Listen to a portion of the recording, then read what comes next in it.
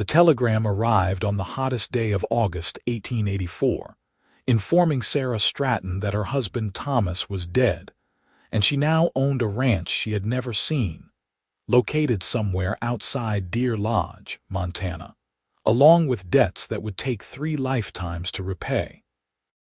Sarah stood in the cramped boarding house room in Kansas City, holding the thin paper between trembling fingers, reading the words again and again, as though repetition might change their meaning. 23 years old and already a widow.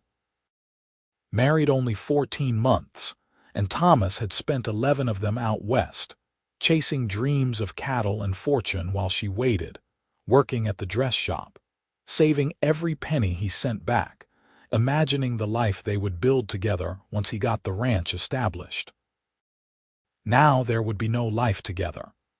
There would only be whatever remained of his dreams, and according to the lawyer's cold language, that amounted to very little except obligations and dust. She had 2 choices. She could refuse the inheritance, walk away from Thomas's memory and the disaster he had apparently created, or she could go to Montana and face whatever awaited her there. The boarding house mistress knocked on the door, reminding her that the week's rent was due. Sarah counted the coins in her reticule. She had enough for either another month in Kansas City or a train ticket west, not both. 3 days later, she stepped off the Northern Pacific Railway in Deer Lodge with a single carpet bag containing all her earthly possessions, and no clear idea what came next. The town was smaller than she had imagined, a collection of wooden buildings arranged along a dusty main street with the mountains rising blue and imposing in the distance. The August heat was different here, dry instead of humid, and the sun seemed closer, more insistent. She asked directions to the lawyer's office and walked past men who stared at her black mourning dress with a mixture of curiosity and something that might have been pity. The lawyer, Mr. Henderson, was a thin man with spectacles that kept sliding down his nose.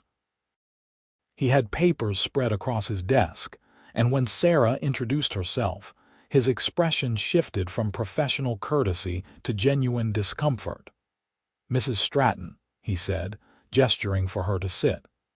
"I hoped you might simply sign the documents from Kansas City.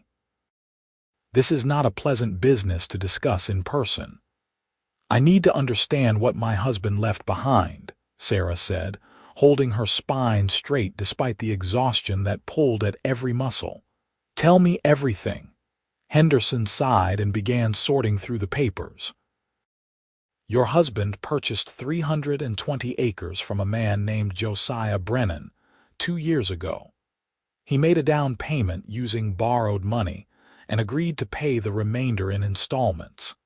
He also took loans from the bank to purchase cattle, equipment, and supplies. When he died, he was behind on every payment. The ranch has been operating at a loss. The cattle are mostly gone, sold off to try to catch up on debts. What remains is the land itself, a house in poor repair and obligations totaling approximately $4,000. Sarah felt the blood drain from her face. $4,000. It might as well have been $4 million. "How did he die?" she asked, her voice barely above a whisper. "Fever," Henderson said. "He was sick for nearly a week before anyone found him. He was alone out there. By the time they brought him to town, there was nothing the doctor could do." "I am sorry, Mrs. Stratton, truly." She nodded, unable to speak. Thomas had died alone, sick and frightened, with no one to comfort him. She had been in Kansas City, laughing with the other girls at the dress shop, completely unaware that her husband was slipping away. "What are my options?" she managed finally. Henderson removed his spectacles and cleaned them with a handkerchief. "You can sign over the property to the bank. They will take possession, sell what they can, and the debt will be satisfied to the extent possible. You will walk away free of obligation but with nothing to show for your husband's efforts. And if I do not sign over the property, Then you assume the debts along with the land. You would need to make the payments, both to the bank and to Mr. Brennan. You would need to make the ranch profitable enough to support those payments. I will be frank with you, Mrs. Stratton. Your husband was not a farmer. He did not know this land or this life. He made poor decisions born of inexperience and optimism. The chances of you succeeding where he failed are very small. Sarah looked down at her hands, at the simple gold band on her finger. Thomas had been a clerk in a dry goods store when they met, a gentle man with soft hands and big dreams. He had read books about the West, about cattle ranching and open spaces, and those dreams had consumed him until he could speak of nothing else. She had loved him for his ambition, for the way his eyes lit up when he talked about the future. She had not understood that dreams and ability were not the same thing. "I would like to see the ranch," she said. Henderson looked surprised. "Mrs. Stratton, I really do not think that is necessary. You should simply sign the papers and return to Kansas City. There is nothing for you here." "I would like to see what my husband died trying to build," she insisted. "Surely I am entitled to that much." The lawyer studied her for a long moment, then nodded slowly. "Very well. I can arrange for someone to take you out there tomorrow, but I urge you to be realistic about what you will find. This is harsh country, Mrs. Stratton. It is not forgiving of mistakes." That night Sarah stayed in a small hotel on Main Street, lying awake in a narrow bed, listening to the unfamiliar sounds of a frontier town. Somewhere a piano played, off-key and melancholy. Men's voices rose and fell in conversation. A dog barked. She thought about Thomas, about the last time she had seen him, standing on the railway platform with his new hat and his eager smile, promising her it would only be a few months before he sent for her.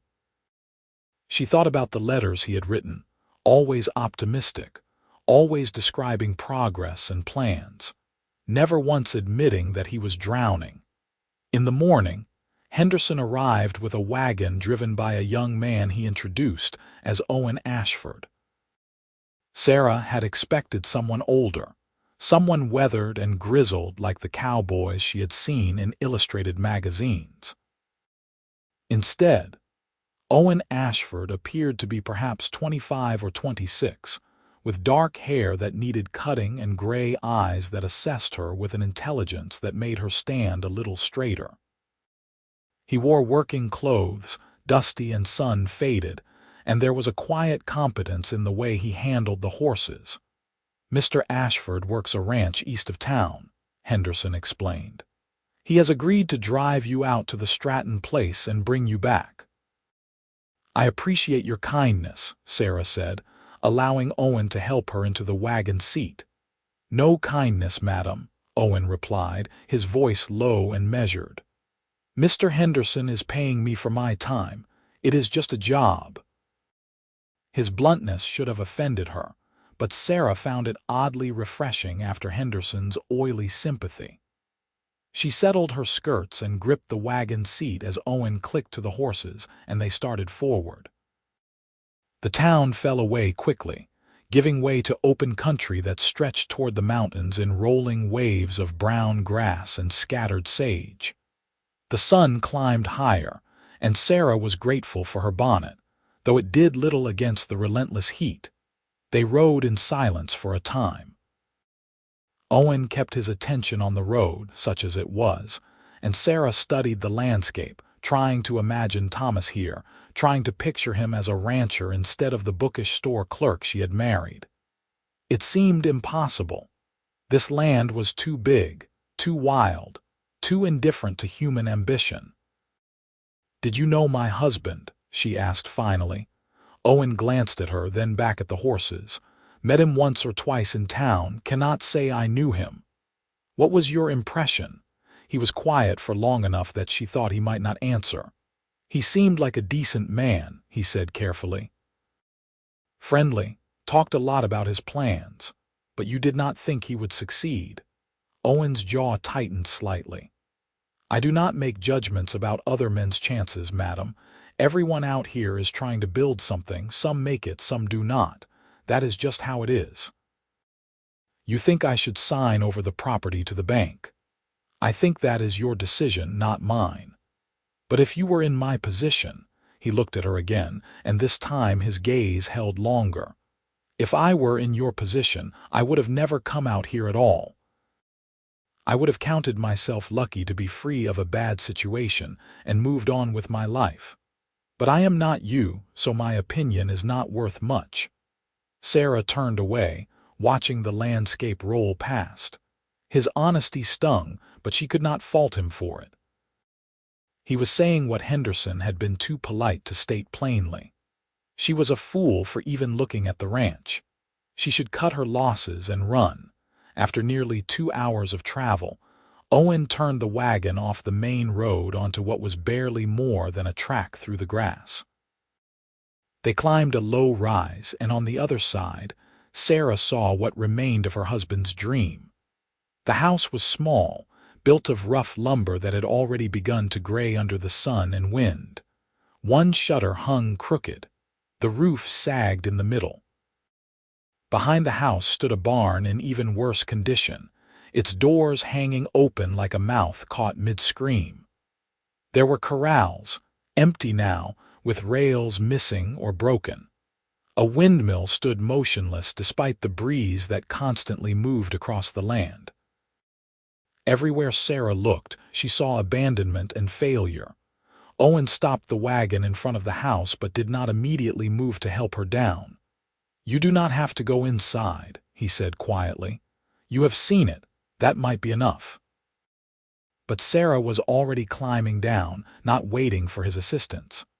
Her shoes, made for city streets, crunched on ground that was more dust than soil. She walked to the door, which was unlocked because what was there to steal, and pushed it open. The interior was dim and stifling, smelling of dust and mice and something else, something sick and sad. There was a table, 2 chairs, a stove, a bed frame with no mattress.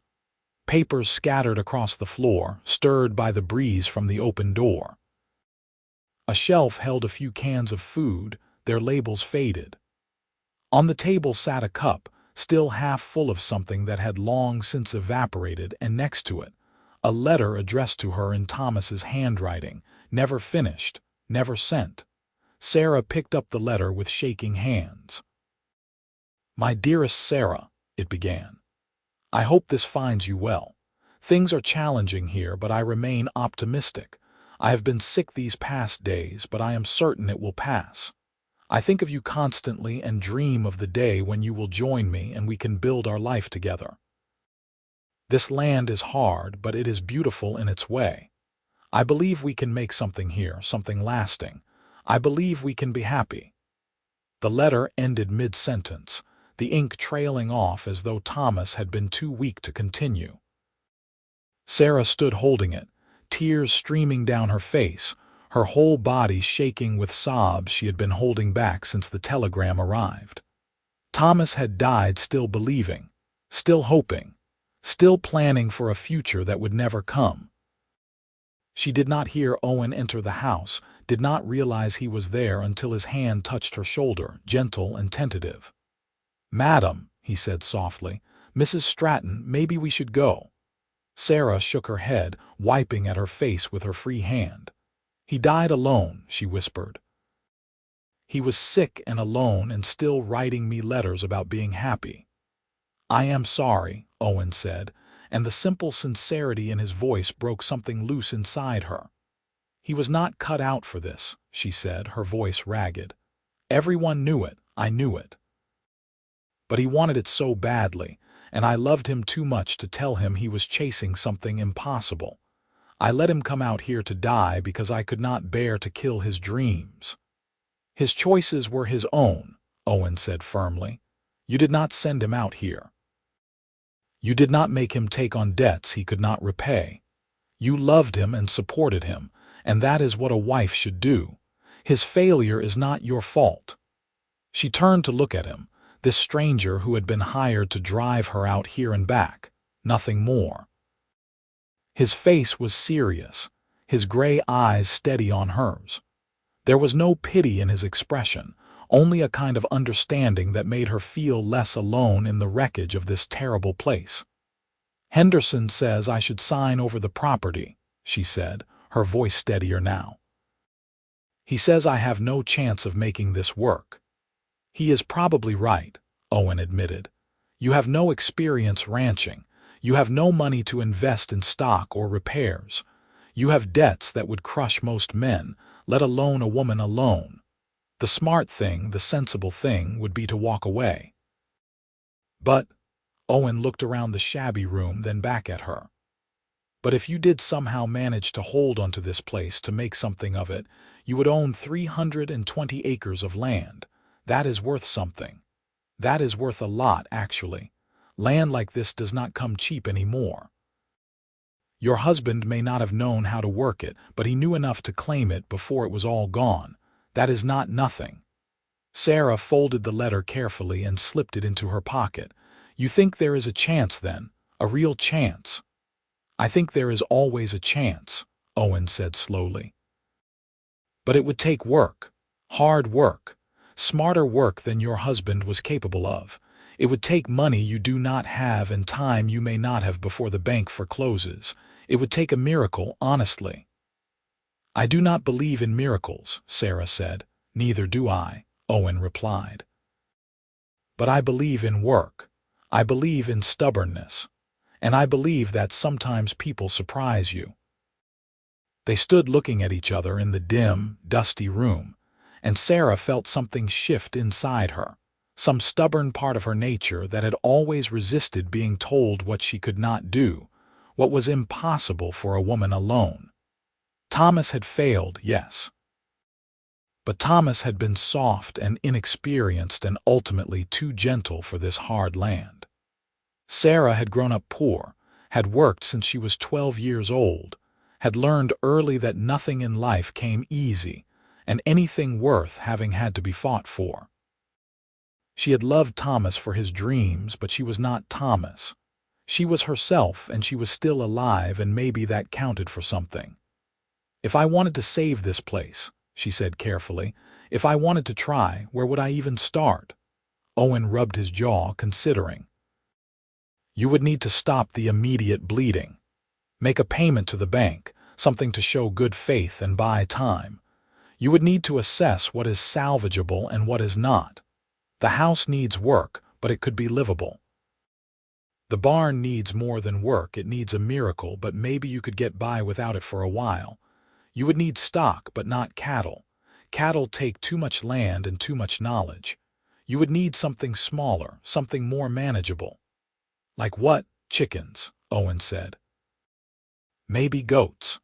Something you could sell eggs and milk from, bring in steady money while you figure out the bigger picture.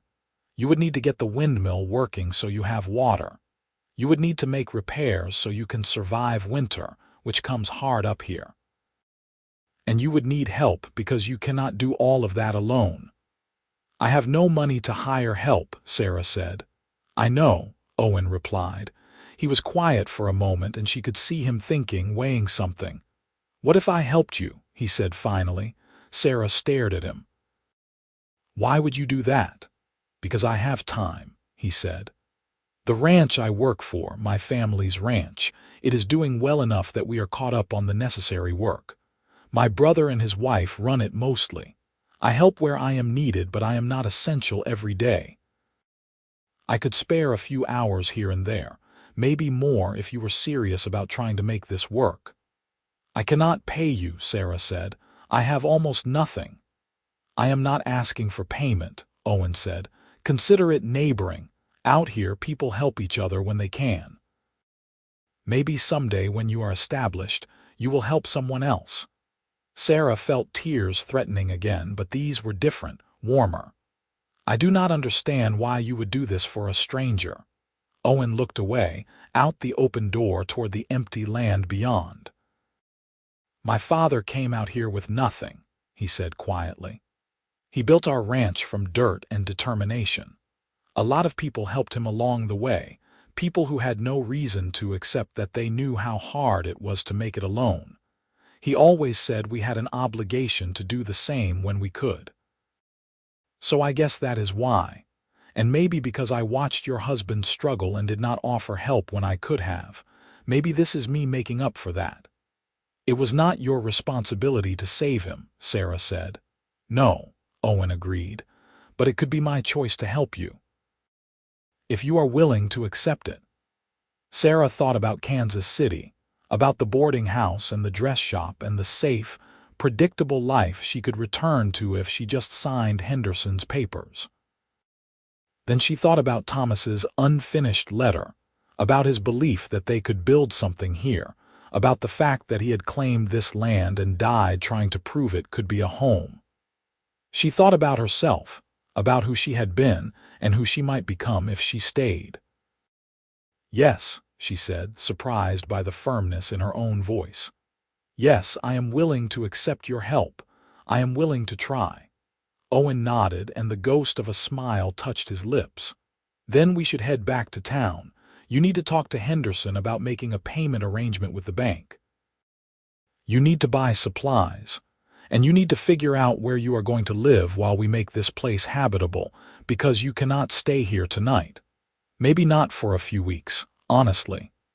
They left the house and climbed back into the wagon. As Owen turned the horses back toward Deer Lodge, Sarah looked over her shoulder at the sad little ranch growing smaller behind them. It looked even worse from this angle, a collection of weathered wood and broken dreams. But it was hers, or it would be if she could hold on to it. That had to count for something. That had to be worth fighting for. The ride back seemed shorter. Owen explained what he knew about the costs of lumber, animals, and supplies. He talked about the weather patterns, about how early winter could come to Montana, about the importance of having enough firewood and food stored before the first snow. Sarah listened, trying to absorb everything, feeling overwhelmed but also oddly exhilarated. She had made a decision. She was committed now. There would be no going back. In Deer Lodge, Owen stopped the wagon in front of Henderson's office. "I will wait," he said. "Then I will take you to the general store and introduce you to the owner. He is a fair man and he will extend you credit if I vouch for you." "You would do that?" Sarah asked. "Vouch for me when you barely know me?" "I know you well enough," Owen said. "You came all the way to Montana to face a bad situation head-on.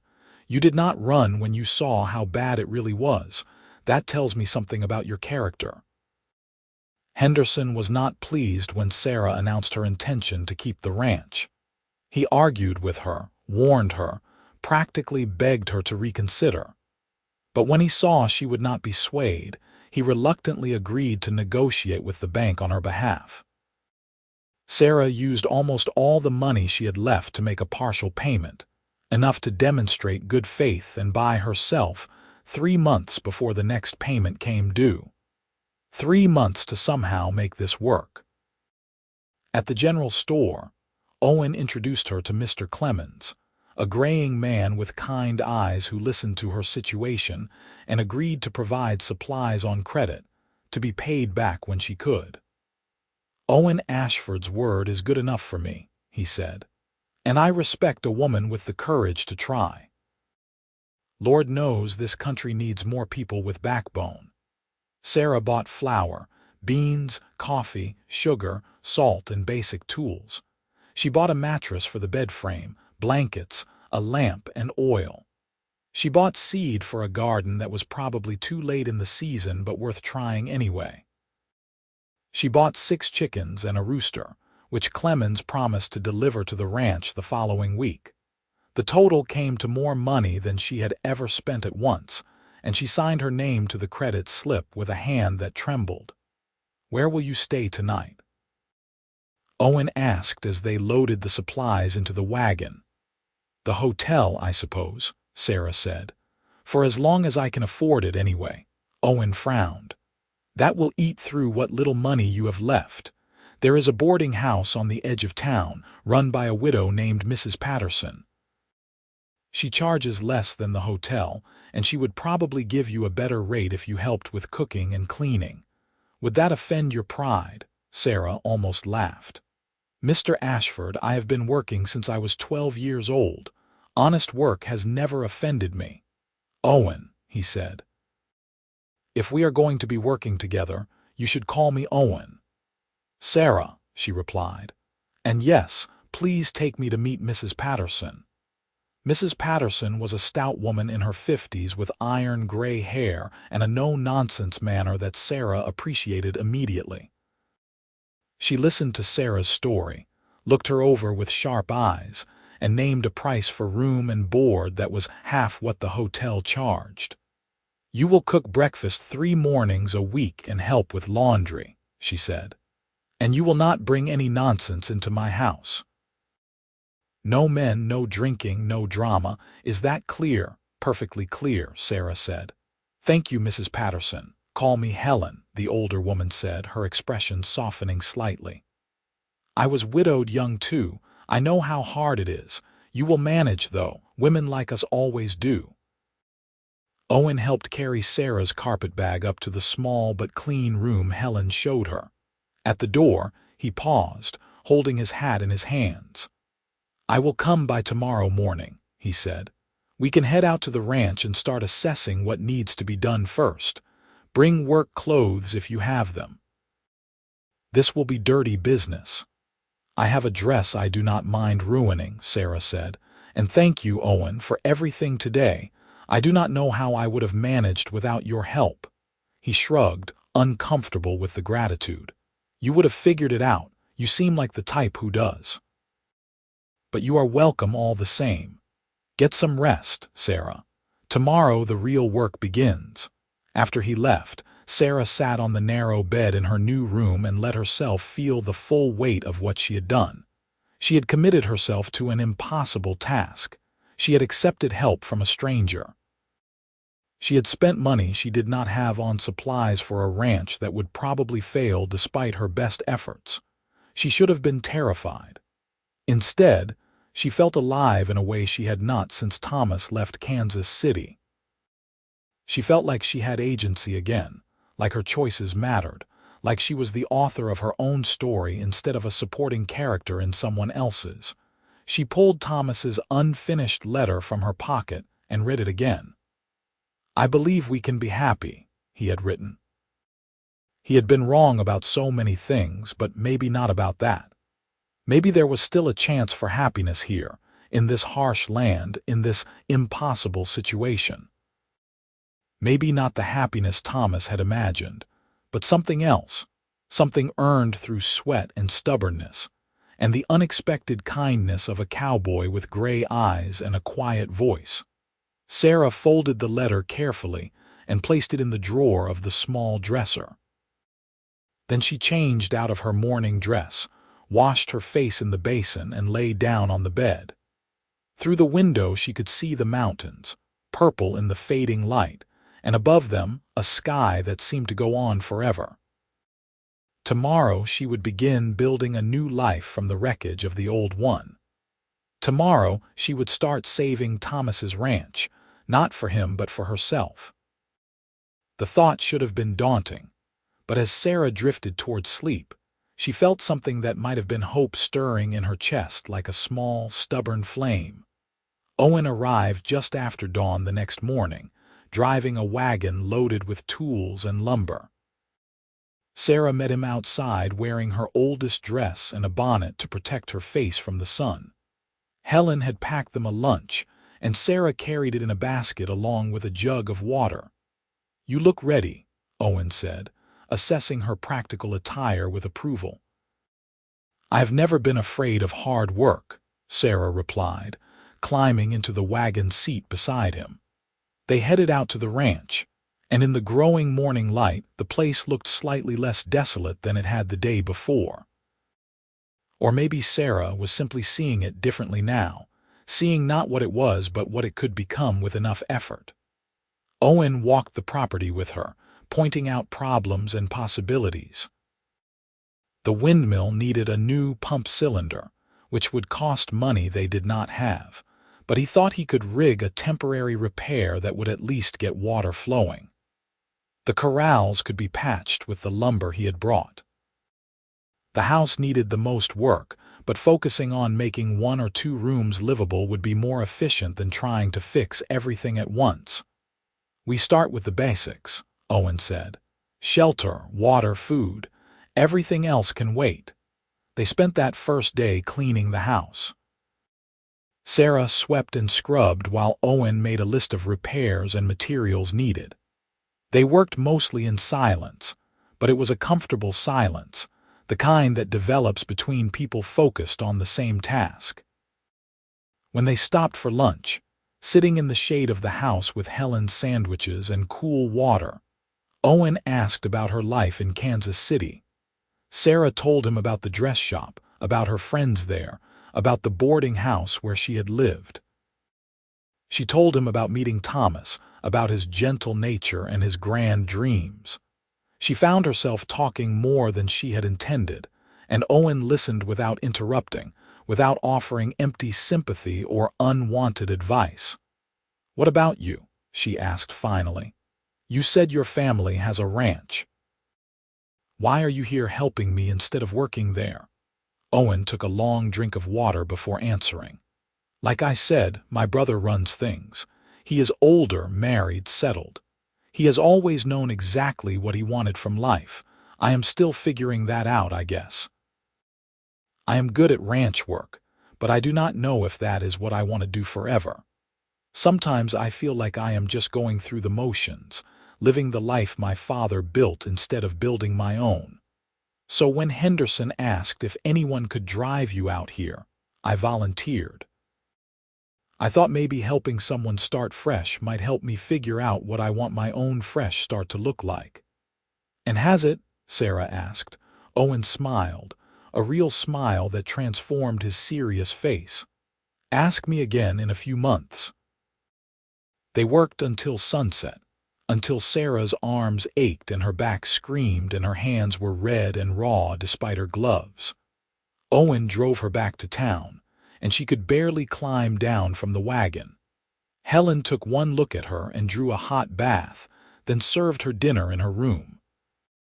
Sarah ate mechanically, soaked her hands in salted water, and fell into bed fully clothed, asleep before she finished pulling the blanket over herself.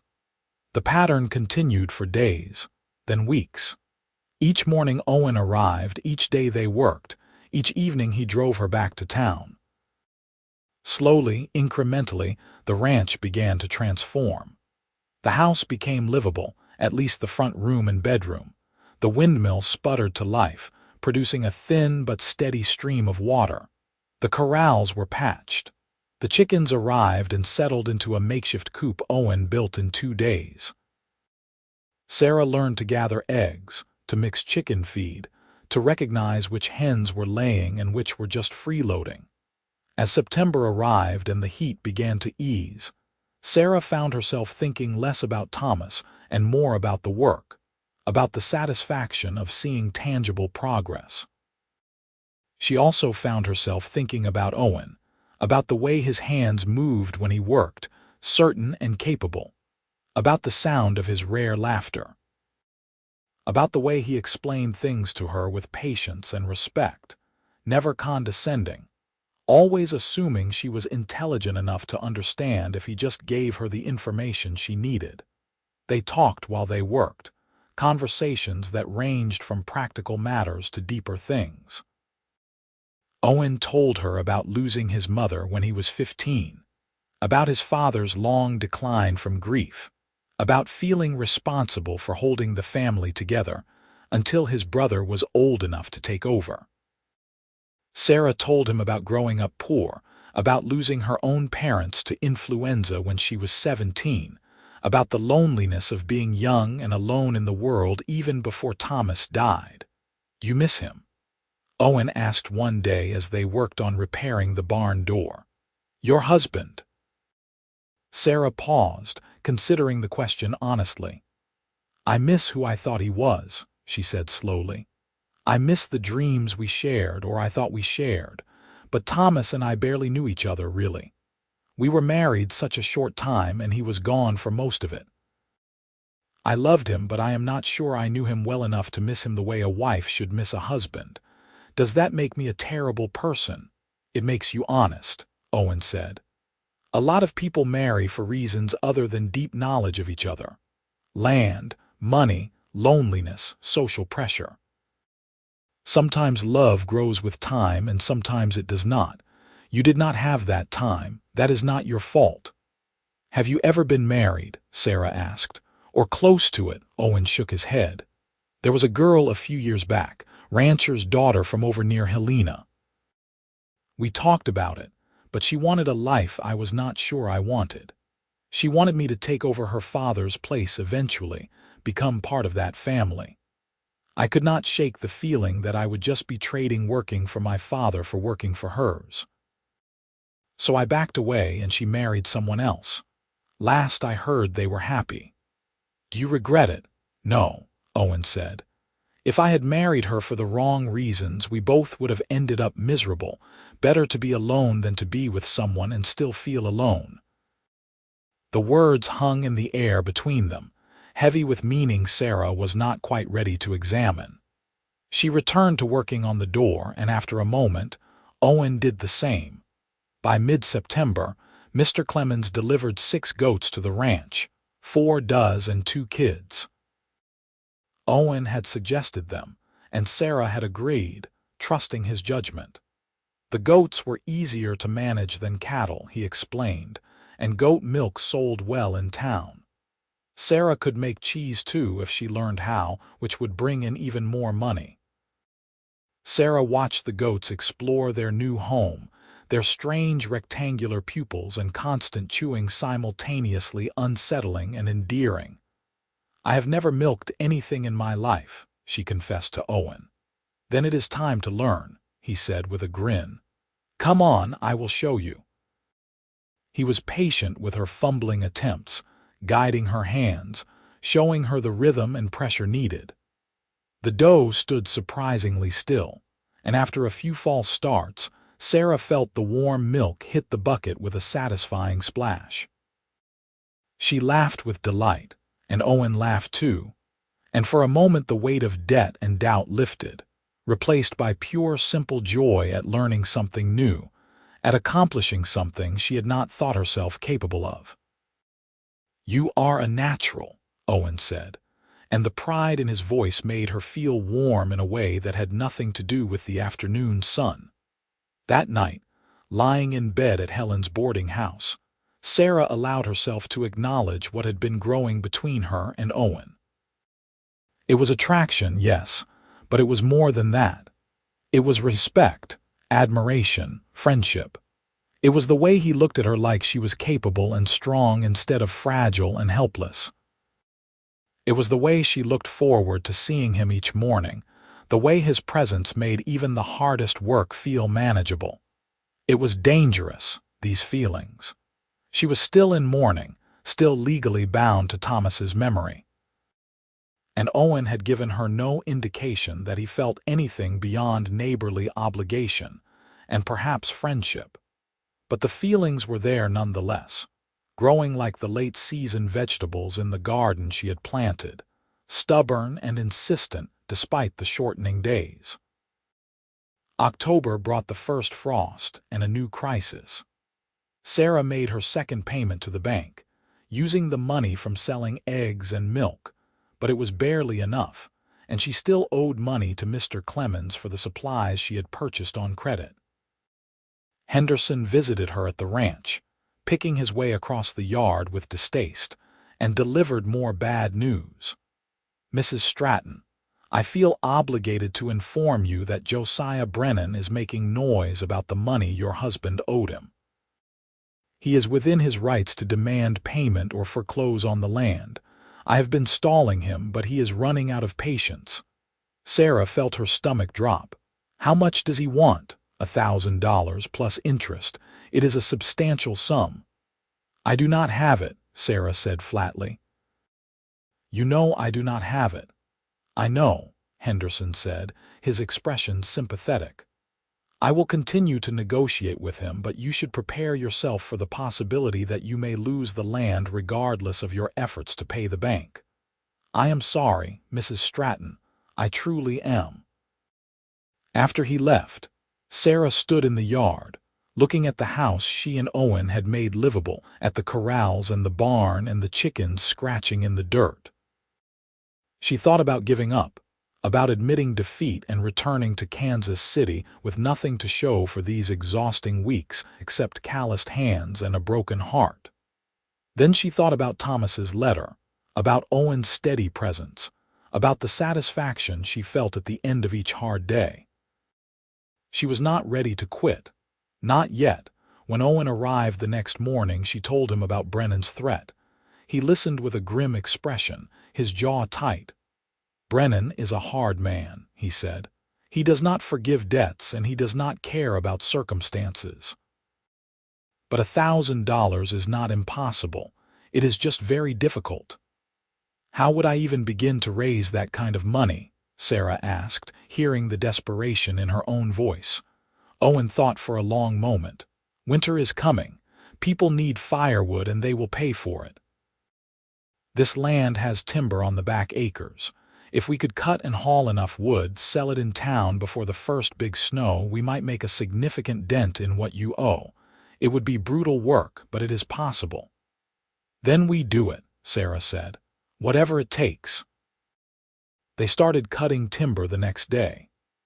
Owen brought axes and a saw, and he taught Sarah how to identify which trees to take and which to leave, how to make the cuts so the tree fell where they wanted it, how to trim branches and cut the trunk into manageable lengths. It was back-breaking labor, harder than anything Sarah had done before, and by the end of the first day she could barely lift her arms. But she showed up the next morning, and the morning after that, and soon she could swing an axe with enough force to be genuinely helpful instead of merely present. They worked through October, racing against the weather. Owen brought his brother's wagon to haul the wood to town, and they sold it to families preparing for winter. The money came in slowly but steadily. Sarah kept careful accounts in a ledger, watching the numbers grow, calculating how much more they needed. It would not be enough to pay Brennan in full, but it might be enough to satisfy him temporarily, to buy more time. During those long days in the timber, Sarah and Owen grew even closer. They worked side by side, ate lunch sitting on stumps, talked about everything and nothing. Owen told her about the books he liked to read, about his secret dream of maybe owning a bookshop someday instead of ranching. Sarah told him about wanting to design dresses instead of just sewing them, about sketches she used to make late at night in Kansas City. They shared dreams they had never spoken aloud before, and in the sharing, something shifted between them, something that felt inevitable and right and terrifying all at once. One afternoon in early November, as they were loading wood into the wagon, Owen stopped and looked at her. She was wearing men's trousers she had bought because skirts were impossible for this kind of work, and her hair was tied back with a scrap of cloth, and she was sweaty and dirty and probably looked nothing like a respectable widow should. But Owen looked at her like she was beautiful, like she was the most beautiful thing he had ever seen. "Sarah," he said, his voice rough, "I need to tell you something." She straightened, her heart suddenly pounding. "What is it?" "I did not come out here that first day planning to stay," he said. "I thought I would drive you to the ranch, drive you back, collect my money from Henderson, and that would be the end of it. But then I saw how you looked at that broken-down place, and I saw the decision in your eyes, the moment you chose to fight instead of run. And I wanted to be part of that. I wanted to help you, but it is not just about helping anymore." "What is it about?" Sarah asked, barely breathing. "It is about you," Owen said, stepping closer. "It is about the fact that I wake up thinking about seeing you and go to sleep thinking about what we accomplished that day. It is about the fact that you are the strongest person I have ever met, and the most stubborn, and you make me want to be better than I am. I know it is too soon.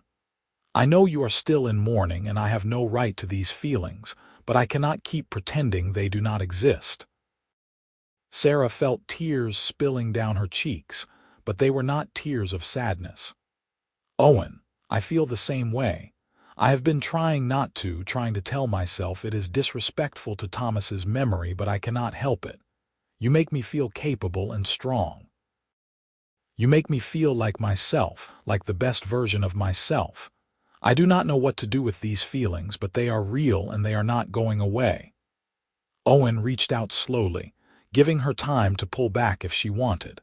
When she did not, he cupped her face in his work-roughened hand. "Tell me this is not just gratitude," he said. "Tell me you do not feel obligated because I helped you." "It is not gratitude," Sarah said firmly. "It is not obligation. It is something deeper than that, something I do not have words for yet. But it is real, Owen. I promise you it is real." He kissed her then, soft and careful, a question more than a demand. Sarah answered by kissing him back, by letting herself feel everything she had been pushing down for weeks. When they finally pulled apart, both breathing hard, Owen rested his forehead against hers. "I am not sorry," he said. "I know I should be, but I am not." "Neither am I," Sarah whispered. They finished loading the wagon in a charged silence, stealing glances at each other, and when Owen drove her back to town that evening, he held her hand for the entire ride. At Helen's boarding house, he kissed her again before she went inside, a promise of more to come when the time was right. Helen took one look at Sarah's face and smiled knowingly. "That cowboy is sweet on you," she said.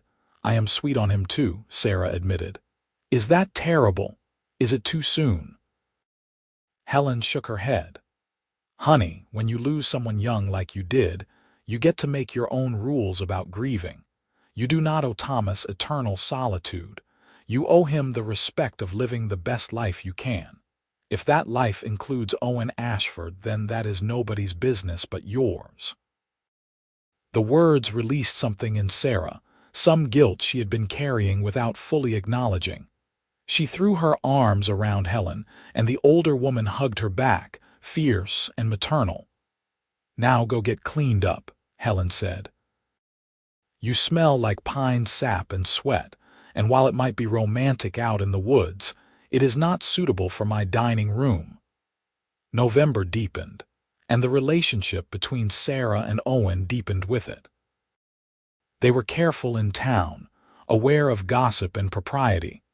But at the ranch, they allowed themselves moments of stolen intimacy, kisses and embraces that left them both shaken and wanting more.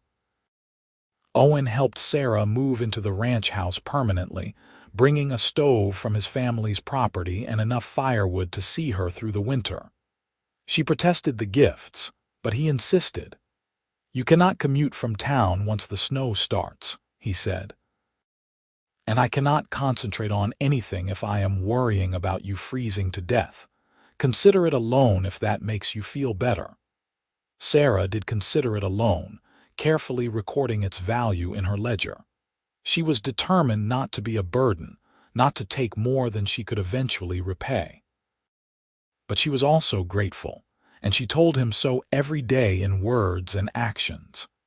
By late November, they had sold enough firewood to make a significant payment toward what Thomas had owed Brennan. Henderson arranged a meeting, and Sarah went to Brennan's ranch with Owen by her side, her ledger in hand and $600 in cash. Brennan was a weathered man in his 60s with cold eyes and a harder heart. He looked at the money with disdain. "This is not what your husband agreed to," he said. "My husband is dead," Sarah replied steadily. "I am doing everything in my power to honor his debts. This is a good faith payment, Mr. Brennan. Surely that counts for something." "It counts for $600, Brennan said. "You still owe me $400 plus interest that keeps accruing." "And I will pay it," Sarah insisted. "But I need time. Give me until spring and I will have the rest." Brennan leaned back in his chair, studying her. You are the widow everyone in town is talking about. The one who refused to give up, who is trying to make a go of that failing ranch with Owen Ashford's help." He glanced at Owen. "Your family's still interested in that land. I seem to recall your brother asking about it last year." "We are not interested," Owen said firmly. "Mrs. Stratton is going to make the ranch work. She just needs time." "Time is money," Brennan said. "But I will tell you what. You have until May 1st. You give me $400 plus 50 in interest by then, and we will call Thomas Stratton's debt paid. If you default, I take the land. No more extensions, no more negotiations. Are we agreed?" Sarah swallowed hard. May was 6 months away. It was possible, but it would require everything going right, no disasters, no setbacks. Still, it was a chance. It was more than Brennan had to give her. "Agreed," she said, and they shook hands, her small hand disappearing in his rough grip. On the ride back to town, Sarah was quiet, calculating and recalculating numbers in her head. Owen glanced at her several times before finally speaking. "You can do this," he said. "We can do this." "What if we cannot?" Sarah asked. "What if something goes wrong? What if the goats get sick, or the market for milk drops, or 100 other things that could happen?" Owen pulled the wagon to the side of the road and turned to face her fully. "Then we adapt. Then we find another way. Sarah, you have accomplished so much already. You have taken a dying ranch and brought it back to life. You have learned skills you never imagined needing. You have made payments everyone said you could never make. You are not going to fail now. I will not let you." "Why?" Sarah asked, her voice breaking. "Why do you care so much? This is not your fight, Owen. This is not your burden." "It stopped being just your fight the moment I kissed you," Owen said. "It stopped being just your burden when I fell in love with you. And yes, I know it is too soon and people will talk and there are 100 reasons we should wait, but I do not want to wait. I love you, Sarah Stratton. I love your stubbornness and your strength and the way you face every challenge head on. I love you, and that means your fight is my fight." Sarah could not speak around the lump in her throat. She kissed him instead, there on the side of the road with the November wind cold around them, kissed him like he was air and she had been drowning. When they finally pulled apart, she looked into his gray eyes and said the words that had been building in her heart for weeks. "I love you too," she said. "I love you so much it scares me, but I do not want to be scared anymore. I want to be brave enough to feel this, to want this, to believe we can have this." "Then be brave with me," Owen said. "We will figure out the rest together." Winter came early that year, the first snow falling in late November and not stopping for days. Sarah was grateful to be settled in the ranch house with supplies and firewood, and the animals secured. Owen visited when he could, but there were days when the weather made travel impossible, and Sarah found herself alone with the goats and chickens, milking and feeding and mucking out stalls, falling into bed exhausted every night. She thought she would be lonely, but instead she found a kind of peace in the solitude, in the rhythm of daily chores, in the satisfaction of caring for the land and animals that were slowly becoming hers. She also found time to think, to really examine what she wanted from life. She had loved Thomas, but she understood now that it had been a young love, based more on potential than reality. What she felt for Owen was different, deeper, built on shared work and mutual respect and a genuine understanding of each other's strengths and flaws. She wanted a future with him, wanted it with an intensity that sometimes took her breath away. Christmas came and went quietly. Owen brought her a present, a new pair of work gloves lined with wool, and she gave him a scarf she had knitted in the evenings. They spent the day together at the ranch, cooking a simple meal and talking about their dreams for the coming year. Owen spoke hesitantly about maybe asking her to marry him once enough time had passed, once it would not cause too much scandal. Sarah took his hand and told him she did not care about scandal, but she wanted to wait until the debt was settled, until the ranch was truly secure. She wanted to come to him free and clear, not as someone he had to rescue, but as an equal partner. "You are already an equal partner," Owen insisted. "You are already free. The debt does not define you." "No," Sarah agreed, "but I need to finish what I started. I need to prove to myself that I can do this. Can you understand that?" Owen nodded slowly. "I can. I do not like it, but I can understand it." "Then wait for me," Sarah said. 6 months. We can wait 6 months. "I would wait 6 years if I had to," Owen replied. "You are worth waiting for." January and February were hard months. The cold was relentless, and keeping the animals healthy required constant vigilance. Sarah learned to break ice from the water trough every morning, to recognize the signs of frostbite in the goats' ears, to ration her supplies so she did not run short before spring. Owen visited at least twice a week, bringing fresh supplies and helping with the heavier work. They grew even closer during those frozen months, their relationship tested and strengthened by hardship. In March, as the snow began to melt and the first green shoots appeared in the garden, Sarah took stock of her finances. She had $300 saved, which meant she needed to earn another $150 in the next 2 months. It was possible, but only if everything went perfectly. She increased her milk production, took on extra work in town when she could spare the time, sold every egg her chickens produced. She lived on the absolute minimum, eating simple meals and denying herself even small luxuries. Owen watched her push herself and worried. "You are working too hard," he said one afternoon in early April. "You are going to make yourself sick." "I am fine," Sarah insisted, though she could feel the exhaustion in her bones. "I can rest after May 1st. "Sarah, you do not have to do this alone. Let me help. Let me loan you the money you need." "No," she said sharply. "Owen, I love you, but I need to do this myself. I need to know I can. Please try to understand." He did not argue further, but she could see the concern in his eyes. She hated worrying him, but she could not back down now. She was so close. She could feel victory within reach. On April 20th, disaster struck.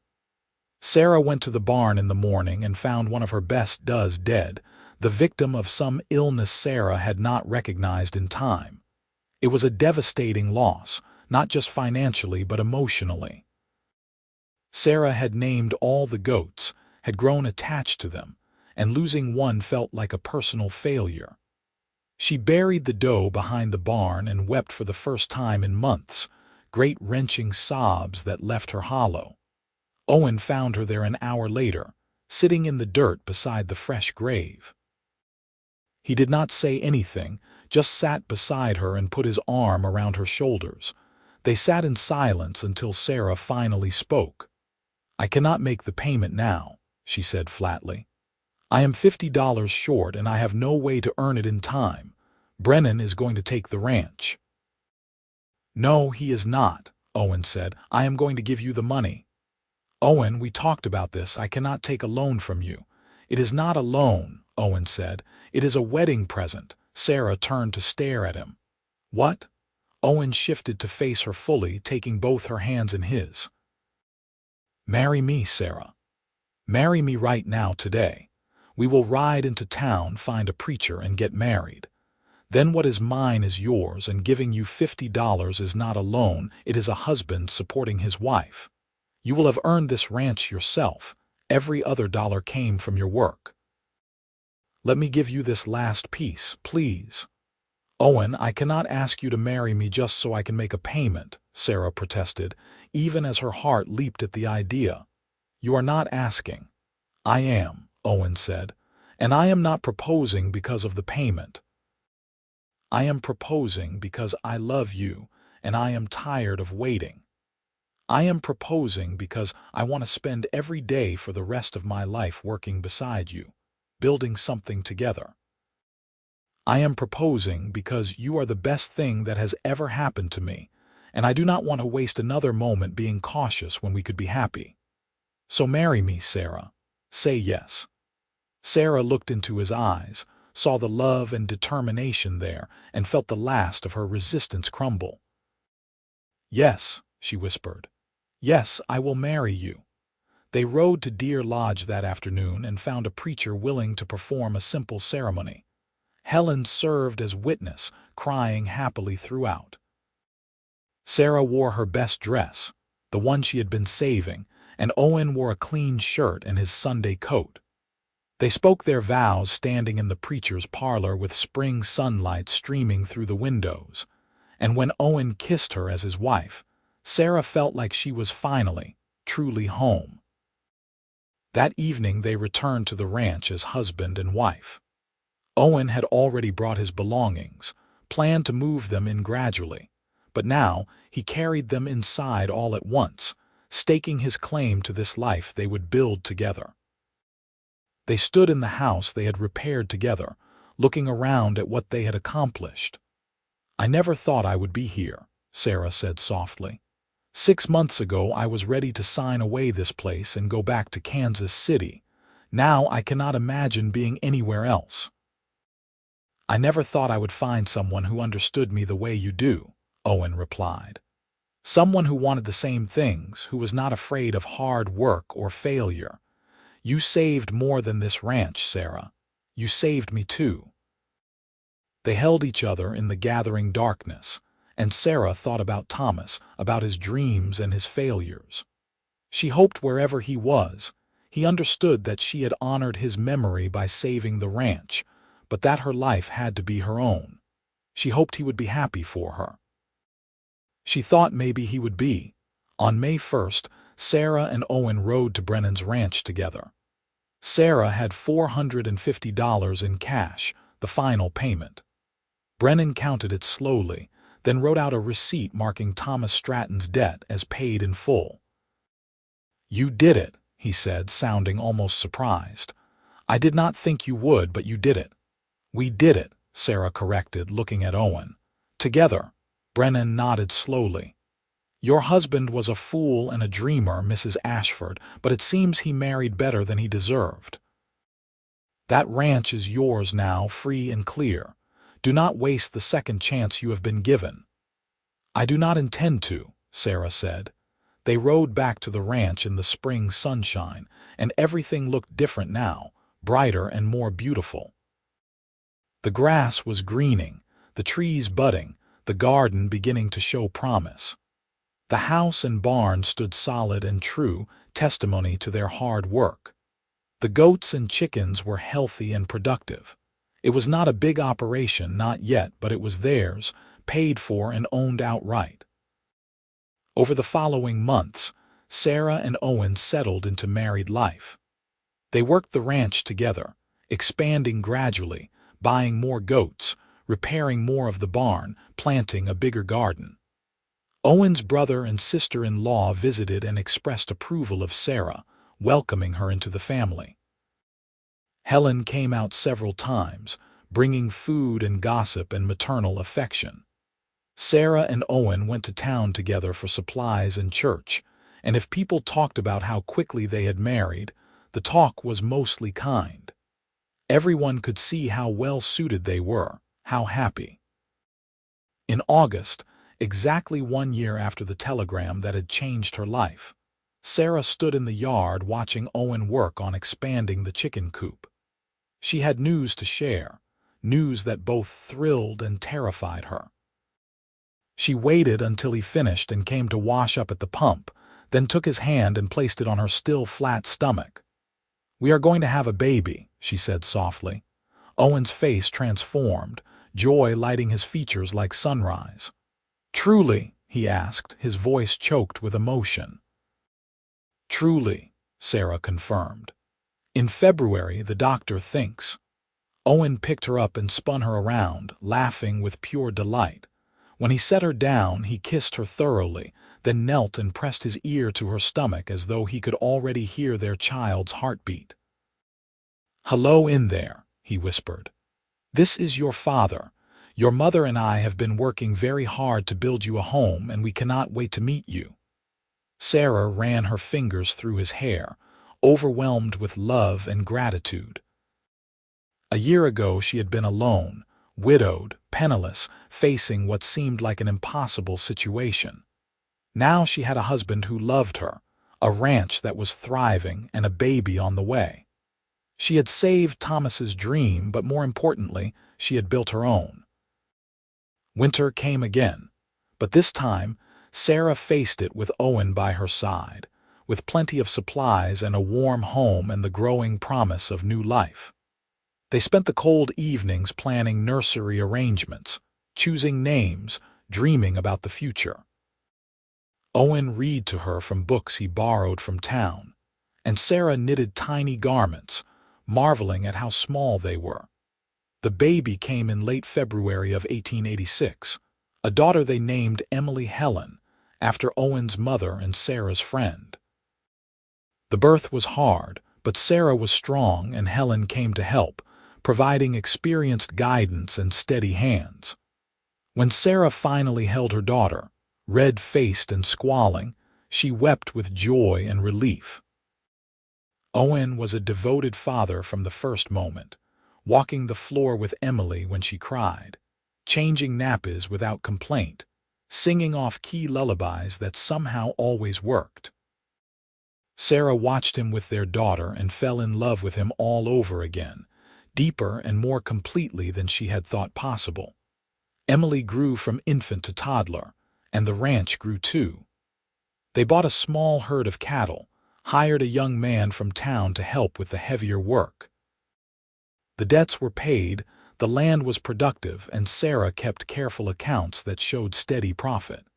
She and Owen talked about buying more land, about building a larger house, about having more children. They talked about everything, sharing their thoughts and dreams, making decisions together. When Emily was 2, a son followed, a sturdy boy they named Thomas Owen, honoring both Sarah's first husband and his father. Sarah had made her peace with Thomas Stratton's memory, understanding that she could honor what they had shared while also building something entirely new. Thomas Owen would grow up hearing stories about his namesake's dreams and failures, but also about his courage in trying, and Sarah thought that was the best legacy she could offer. The years passed, marked by the rhythm of seasons and the growth of children. Emily grew into a bright, curious girl who loved the animals and helped with chores without being asked. Thomas Owen became a sturdy, cheerful boy who followed his father everywhere, absorbing lessons about ranching and life. A third child came, another daughter they named Lily, and the house that had once seemed too large and empty now rang with laughter and arguments and the beautiful chaos of family. Sarah and Owen grew into middle age together, their love deepening with each shared challenge and triumph. They faced droughts and hard winters, sick animals and broken equipment, but they faced everything together, and together they always found solutions. The ranch prospered, becoming one of the more successful operations in the area. People in Deer Lodge spoke of Sarah Ashford with respect, remembering the young widow who had refused to give up, who had turned debt and dust into something solid and lasting. On their 10th wedding anniversary, Owen surprised Sarah with a gift. It was a small thing, just a wooden sign he had carved and painted, but when Sarah read the words, tears sprang to her eyes. Stratton Ashford Ranch ESD, 1884, it read, built on stubbornness and love. "I thought we should honor where we started," Owen said, watching her face anxiously. "Your first husband had the courage to claim this land and you had the courage to save it. We built everything else together, but that beginning matters. What do you think?" Sarah kissed him, tasting salt from her own tears. "I think it is perfect," she said. "I think everything is perfect." They hung the sign at the entrance to the property, where everyone who visited could see it. The children were proud of it, of the story it told, of the legacy their parents had built from almost nothing. And when Sarah rode out to check the cattle or tend the goats, she always paused at that sign, remembering the terrified young widow who had stepped off the train in Deer Lodge with nothing but debt and dust ahead of her. That woman had been so afraid, so uncertain, but she had been braver than she knew. She had been strong enough to accept help, wise enough to work for what she wanted, and lucky enough to find love in the most unexpected place. Years later, when Emily was preparing to leave for school in Helena, and Thomas Owen was talking about buying the neighboring property to expand the ranch, Sarah sat on the porch watching the sunset paint the mountains gold and pink. Owen sat beside her, their hands linked, their silence comfortable and complete. They had worked hard for what they had, sacrificed and struggled and persevered. But they had also loved hard, raising children and building dreams and creating a life that mattered. You ever regret it? Owen asked suddenly. Staying, I mean, fighting for this place instead of going back to Kansas City. Sarah thought about it seriously, giving the question the weight it deserved. No, she said finally. I regret that Thomas died. I regret that he never got to see his dream become real. But I do not regret staying. I do not regret any of the choices that led me to you, to our children, to this life. It was hard, harder than anything I could have imagined. But it was worth it. Every moment was worth it. Owen lifted her hand to his lips and kissed it gently. I rode out to that ranch expecting to spend a few hours helping a stranger, he said. I had no idea I was meeting the woman who would change my entire life. You gave me purpose, Sarah. You gave me everything that matters. We gave each other everything, Sarah corrected. That is what makes it work. We are partners, equals. We build together. They sat watching the light fade, and Sarah thought about the many kinds of love she had experienced. Young love with Thomas, full of dreams and innocence. Mature love with Owen, built on respect and shared labor and deep understanding. Mother love for her children, fierce and protective and endlessly patient. Love for the land itself, for the ranch they had saved and nurtured into prosperity. All of it mattered. All of it was part of the story of who she had become. The next morning, Sarah woke to find Owen already up and working.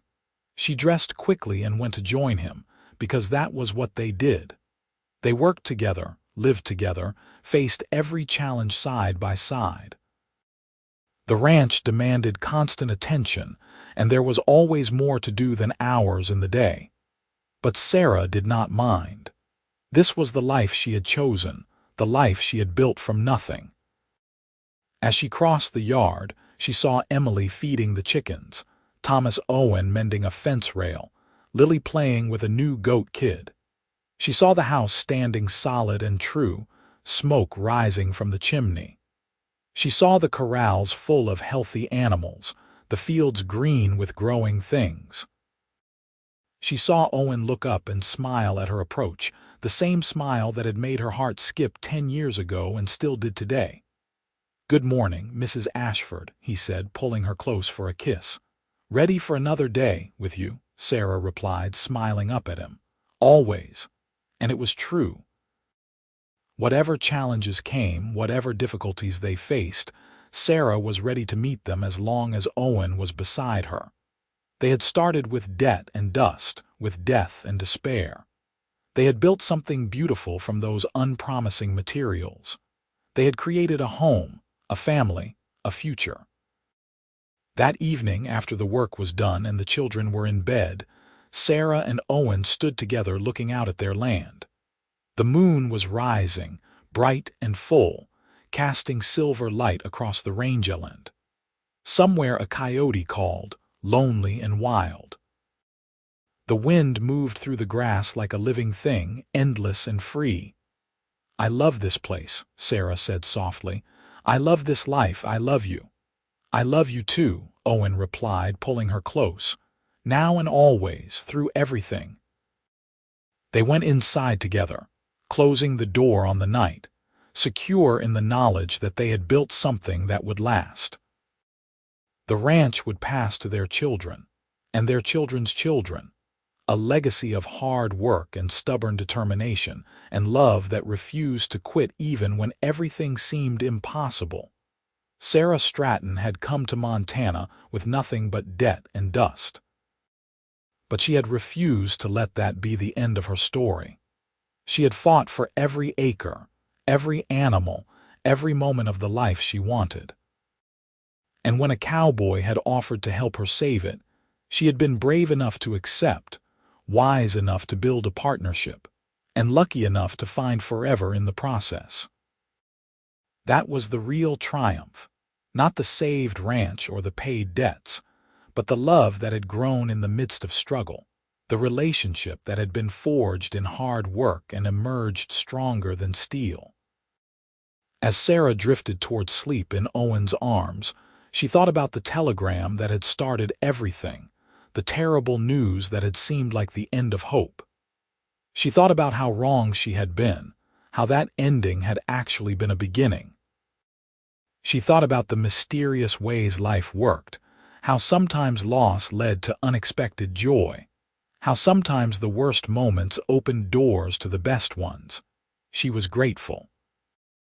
Grateful for the telegram that brought her to Montana, for the ranch that seemed like a burden but became a blessing, for the cowboy who stopped to help and stayed forever. Grateful for the children sleeping peacefully in their rooms, for the land stretching out under the stars, for the life she had built with her own 2 hands, and the help of a good man who had loved her enough to stand beside her through everything. In the morning, there would be more work, more challenges, more reasons to doubt and worry and fear. But there would also be more moments of joy, more shared laughter, more small triumphs and quiet satisfaction. There would be Owen's smile and Emily's questions, and Thomas Owen's enthusiasm and Lily's giggles. There would be animals to feed and fences to mend and meals to cook and accounts to balance. There would be life, full and messy and beautiful and real. The life Sarah had chosen, the life she had earned, the life she would continue to build one day at a time until her last breath. And that was more than enough. That was everything. That was the happy ending she had never expected, but had somehow, miraculously, found in the debt and dust of Montana, in the arms of a cowboy who had offered to help and ended up offering so much more. The Stratton Ashford Ranch stood solid under the Montana sky, testimony to stubbornness and love, to second chances and new beginnings. And in the little house at its heart, Sarah and Owen Ashford slept peacefully, secure in their love, proud of what they had built, ready for whatever tomorrow might bring. Together, always together, and that made all the difference.